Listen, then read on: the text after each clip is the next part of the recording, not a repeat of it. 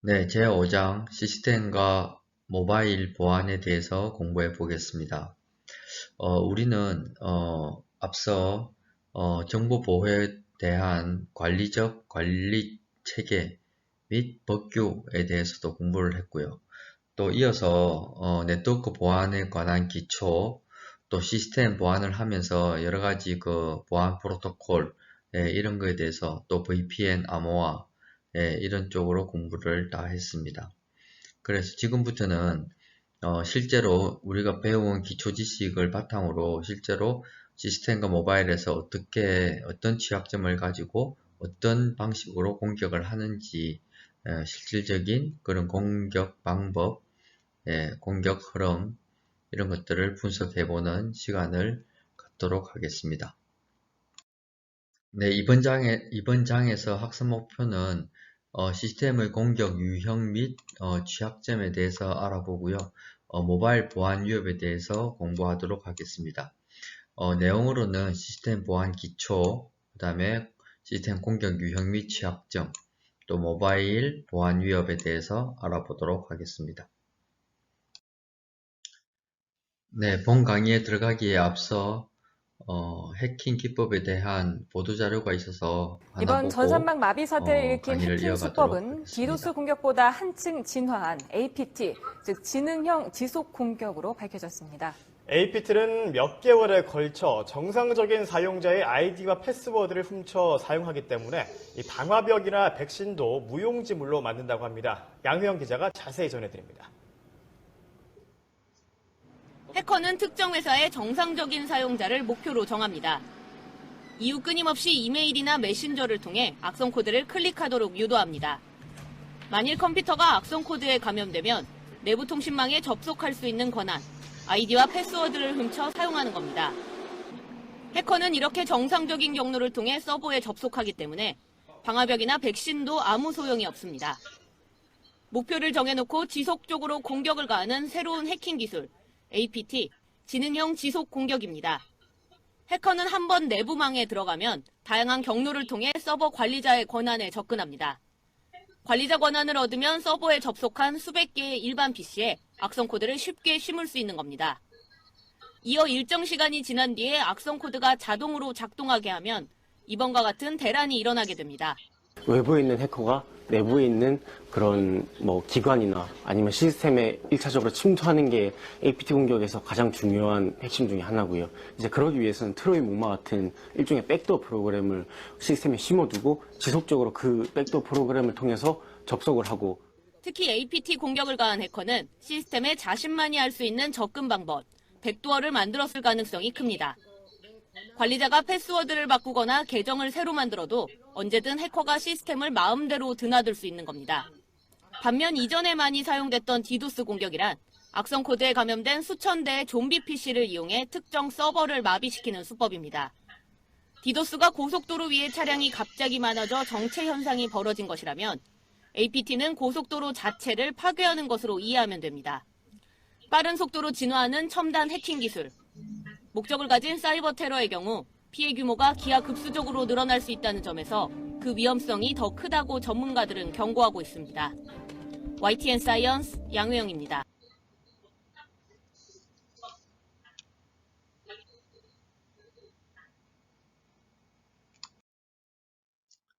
네, 영상 잘 보셨나요? 이렇듯 사이버 해킹은 그 기법이 날로 발전하고 있습니다. 사이버 해킹에 사용되는 그런 트로이 목마 같은 백도어 이런 기법들을 이번 장에서 그런 해킹 기법의 종류라든가 방법 이런 것들을 분석해서 공부를 해보도록 하겠습니다. 먼저 시스템 보안의 기초입니다. 시스템 보안에 대해서 한번 알아보겠습니다. 시스템 보안이라는 것은 네트워크에 연결된 시스템의 취약점을 이용해서 해커들이 침입해서 정보 시스템을 이용하는 것을 방지하는 것입니다. 우리 조직에서 연결되어 있는 네트워크, 또 그 네트워크에 연결되어 있는 여러 가지 서버와 단말기, 이런 이런 장치에는 많은 취약점들을 가지고 있습니다. 그래서 우리가 사용하고 있는 여러 시스템에서 어떤 취약점이 있는지 이런 것들을 취약점을 분석해서 알아내는 거, 인지하는 게 시스템 보안의 가장 기본이라고 할 수가 있습니다. 그래서 그러면 시스템을 보안하는 것은 무엇을 의미하는 건지 한번 알아보겠습니다. 자, 허가되지 않은 시스템의 접근을 막아 시스템에 저장된 정보와 또 정상적인 운영을 보호한다. 이렇게 크게 세 개로 나눌 수 있겠죠. 그래서 시스템 접근을 막는다 라고 하는 것은 우리가 저번 시간에 배운 접근 통제를 뜻하는 거고요. 시스템에 저장된 정보를 보호한다 라고 하는 것은 우리 보안의 3대 요소 중에 기밀성을 뜻하는 거죠. 그래서 우리 회사의 주요 정보가 외부로 유출되지 않도록 하는 것, 그런 것들이 여기에 해당되고요. 정상적인 운용을 보호한다. 이게 이제 가용성적인 측면에서 데이터를 보호하는 겁니다. 시스템을 보호하는 거죠. 그래서 우리가 앞서 배운 디도스 공격 같은 게 이 정상적인 운용을 방해하는 그런 공격이라고 볼 수 있습니다. 자, 정보 시스템은 크게 네트워크, 그 다음에 시스템, 어플리케이션 이렇게 세 개 계층으로 구성되어 있고요. 보안의 어떤 포인트도 네트워크 보안, 시스템 보안, 어플리케이션 보안으로 볼 수 있습니다. 자, 네트워크 계층이라는 것은 데이터의 송수신과 관련된 통신을 담당하는 거죠. 여기서 해킹이 일어나는 것은 그 통신을 못하게 한다든가 그 통신을 하다가 중간에 데이터를 가로채어 가지고 변조를 한다든가 이런 공격들이 네트워크 계층의 공격이 될 수 있고요. 시스템 계층이라고 하면 여러 어플리케이션이 동작할 수 있게 하는 플랫폼 역할을 하는 곳입니다. 그래서 이 부분에 공격을 받게 되면 어플리케이션 작동 자체가 어려워지겠죠. 또 우리가 원하는 어플리케이션 동작을 하지 않고 엉뚱한 동작을 하게 함으로 인해서 업무가 마비되는 사태가 벌어집니다. 자, 어플리케이션 계층에서는 시스템 계층 위에서 여러가지 기능을 가지고 동작하는 프로토콜 및 응용 서비스를 제공하는 역할을 합니다. 그래서 어플리케이션 계층에서 공격을 받게 되면 실제로 우리가 이메일이 작동을 하지 않는다든가 또 엑셀이나 아래 한글 같은 프로그램을 실행을 시켰는데 그 프로그램들이 제대로 돌아가지 않는다든가 하는 그러한 치명적인 문제가 발생을 합니다. 자, 시스템 보안의 필요성입니다. 우리 조직에는 네트워크에 많은 시스템들이 연결되어 있고요. 또 그 조직의 운영자가 관리자죠. 관리자가 그 시스템의 네트워크나 시스템을 설정하고 관리를 하고 있겠죠. 그런 권한을 관리자가 가지고 있습니다. 만약에 해커가 그 관리자 권한을 탈취해서 자기가 그 관리자 권한을 갖는다고 하면 그 시스템에 있는 모든 그 설정이나 이런 것들을 다 해커의 손에 넘어가겠죠. 그래서 해커는 시스템 관리자의 권한을 탈취하기 위해서 계속 공격을 하는 거고요. 우리는 그 권한이 탈취되지 않기 위해서 보안을 하는 것입니다. 시스템 보안을 크게 나누어 보면요. 이렇게 하드웨어 보안, 또 소프트웨어 보안, 시스템 보안으로 나누어집니다. 자, 하드웨어라고 하면 모니터, 키보드, 메인보드, 하드디스크, 램, 메모리 등이 있습니다. 이 하드웨어가 해커로 인해서 망가진다는 것은 아예 컴퓨터 자체가 망가지는 거죠. 사용을 할 수 없게 된다는 것을 의미합니다. 자, 소프트웨어에 해당되는 것은 운영체제, 데이터베이스, 웹, 서비스 등이 있습니다. 이 소프트웨어가 공격을 받으면 어떻게 될까요? 말 그대로 운영체제가 공격을 받게 되면 아예 컴퓨터가 동작하지 않겠죠. 자, 데이터베이스가 공격을 받으면 어떻게 될까요? 우리 회사에 있는 중요한 개인정보라든가 중요한 소스라든가 이런 것들이 외부에 탈취당하게 될 겁니다. 자, 웹 서비스가 문제를 일으키게 되면 외부 사용자들이 우리 회사 홈페이지에 접속할 수 없게 되고, 또 웹페이지를 변조해서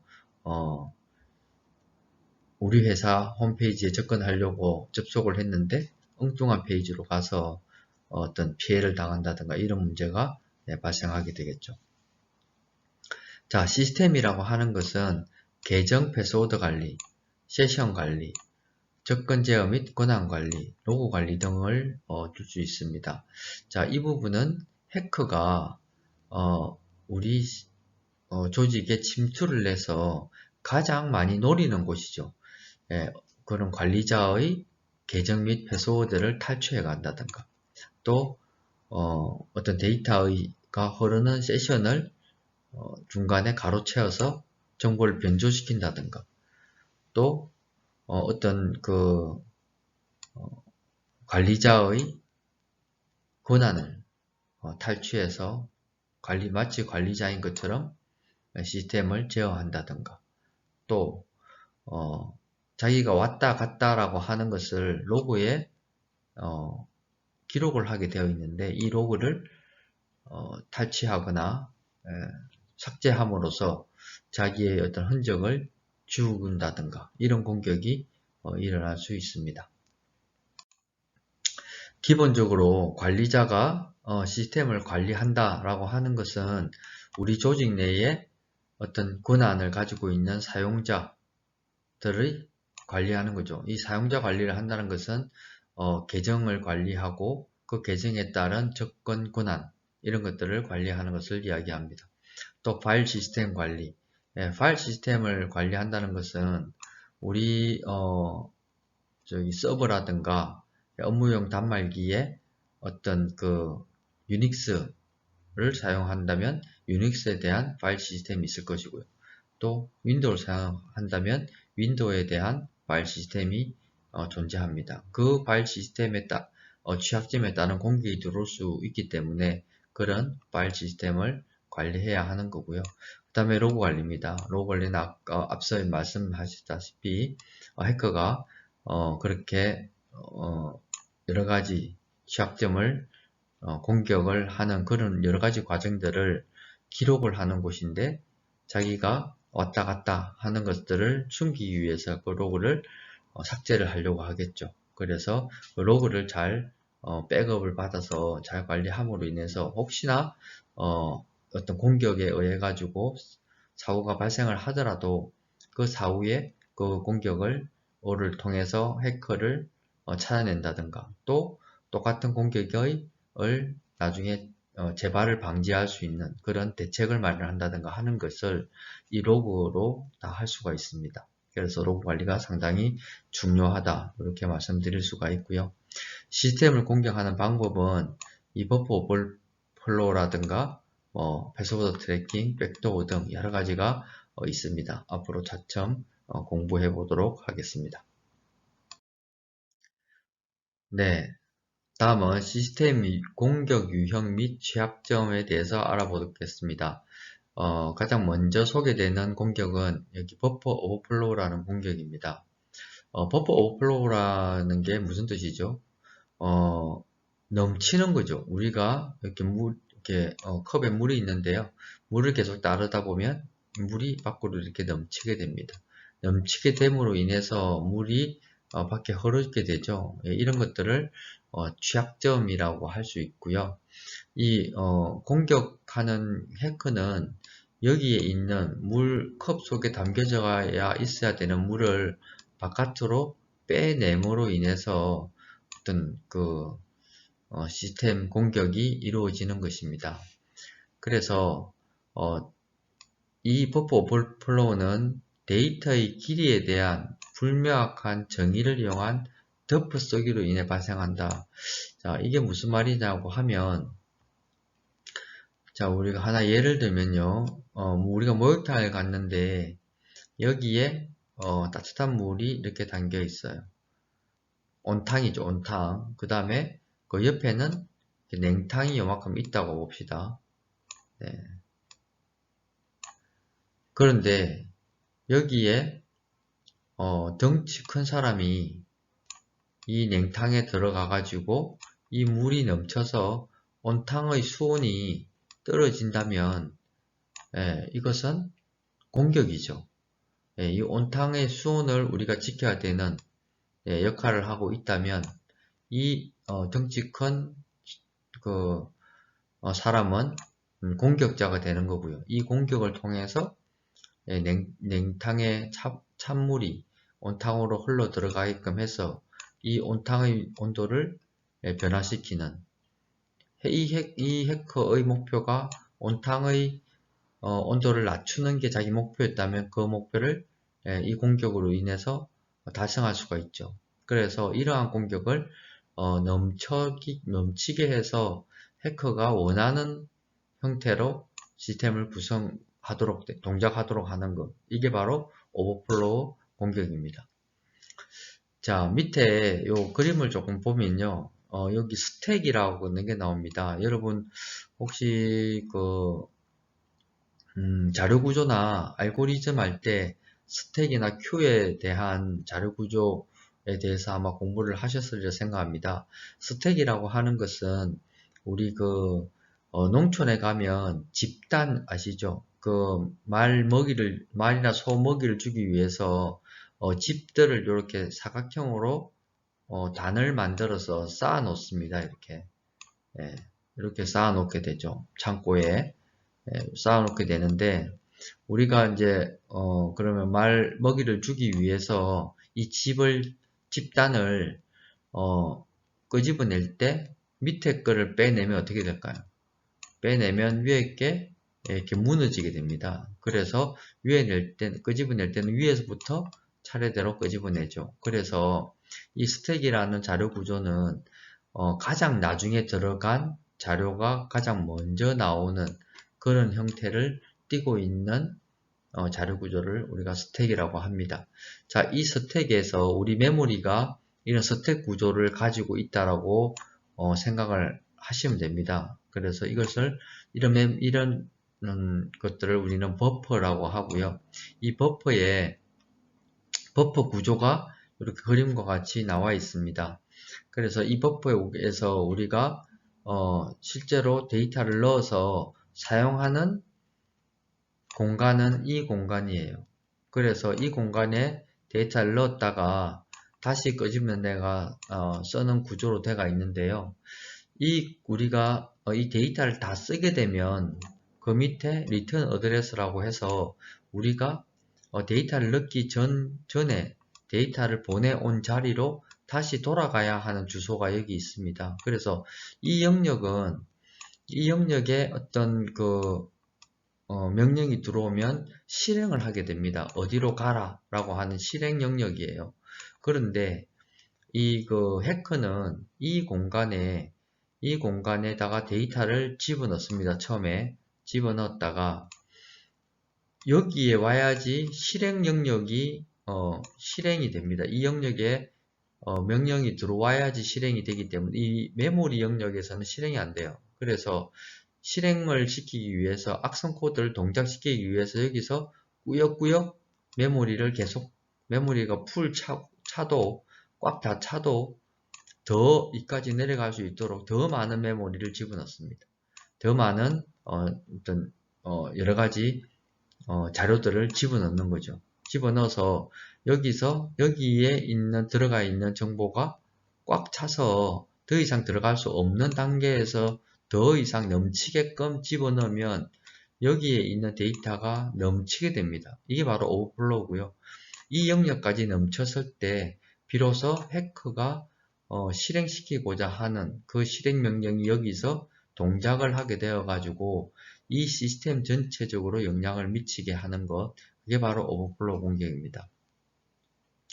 그래서 덮어 쓸 수 없는 부분에 해커가 이미 코드를 덮어 쓰는 공격, 즉 이 영역은 덮어 쓸 수 없는 영역이지만 계속 데이터를 넘치게끔 집어넣어 가지고 자기네들이 의도하는 명령어가 실행되도록 이 영역을 덮어 쓰는 그런 공격이라고 볼 수 있습니다.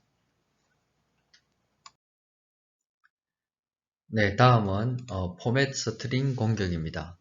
이 포맷 스트링 공격이라는 것은 우리가 C 랭귀지에서 어떤 사용자의 입력을 받아서 그 결과를 출력하기 위한 형식을 정의해 놓은 명령의 취약점을 공격하는 거라고 볼 수 있습니다. C 명령어에는 printf라고 하는 함수가 있어요. 예, printf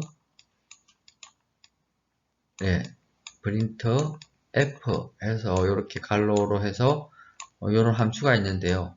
여기에 만족하는 것들을 외부로 출력해라 라고 하는 명령입니다. 이 명령에 보면 이 어떤 데이터의 형태와 길에 대한 불명확한 정의로 인한 공격이라고 되어 있는데, 여기에 있는 내용을 우리가 이제 출력을 해라 라고 하는 명령인데요. 그러면 어떤 걸 출력해라 라고 하는 것에 대한 불명확한 정의라는 것입니다. 요 앞전에 배운 버퍼 오버플로우 같은 경우에는 데이터에 대한 길이에 대한 불명확한 정의에 대한 공격이었다고 하면, 이 포맷 스트링은 데이터의 형태에 대한 불명확한 정의로 인해서 생기는 문제다. 조금 알기 쉽게 설명을 하면요. 엄마가 아이에게 돈을 10,000원을 주면서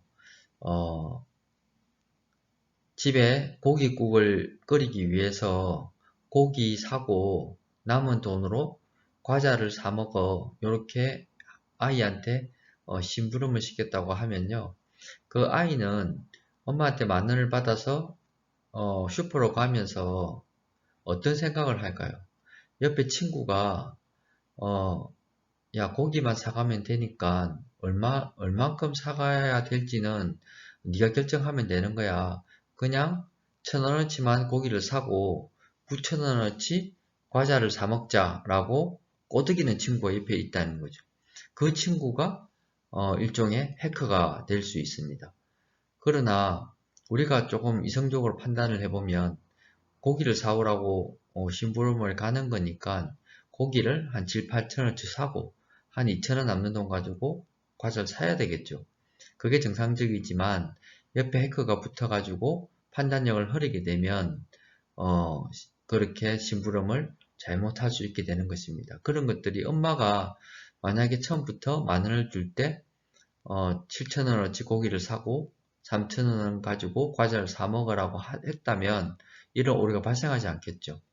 네, 마찬가지로 아까 버퍼 오버플로우 공격이나 이 포맷 스트링 공격도 마찬가지로 이런 여러 가지 우리 랭귀지에서 규정해 놓은 여러 가지 정의에 대한 그런 불명확성을 취약점으로 공격하는 공격이라고 볼 수 있습니다.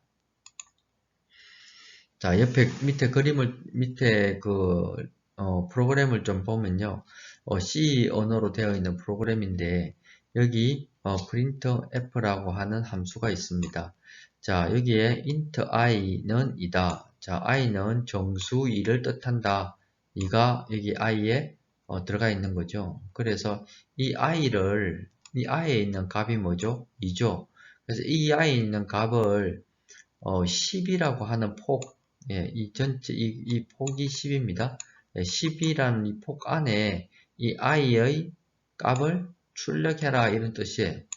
그래서 실행을 하면 이 10폭 안에 i가 가지고 있던 요 2의 값을 여기서 프린트 하는 것입니다. 정상적으로 지금 출력이 되고 있는 상태죠. 그렇게 정상적으로 2가 출력되는 게 정상인데, 이렇게 되면은 정상적으로 2가 출력이 됩니다. 그런데 해커가 이 취약점을 이용을 해서 여기에다가 중간에 %x라는 명령어를 일종의 파라미터인데요. 이것을 삽입을 하게 되면 어떤 결과가 나오면 i가 2가 출력되어야 하는데 2가 출력되지 않고 2가 위치하고 있는 그 메모리 주소값이 16진수로 출력이 되게 됩니다. 그렇게 되면 이 해커는 이 메모리의 구조를 이해를 하게 되고 심지어는 그 메모리 주소값을 변경해서 이 2가 그 메모리 주소값이 안 들어가고 다른 주소값에 메모리가 만약에 이런 버퍼가 있는데 여기가 2가 들어가 있다고 하면 요 안에 데이터가 2가 들어있는데 이 주소값을 변조를 해서 이 2가 마치 다른 주소값에 2가 들어가도록 그렇게 변조를 할 수도 있습니다. 그래서 이 포맷 스트링 공격은 C 함수뿐만 아니고 함수 간의 값을 전달하는 선언이 있는 모든 랭귀지에 다 적용이 지금 되고 있기 때문에 상당히 심각한 취약점이라고 할 수 있습니다. 네, 포맷 스트링에 대한 그 문자의 종류가 파라미터와 특징이 이렇게 정리가 되어 있습니다. 참고하시기 바랍니다.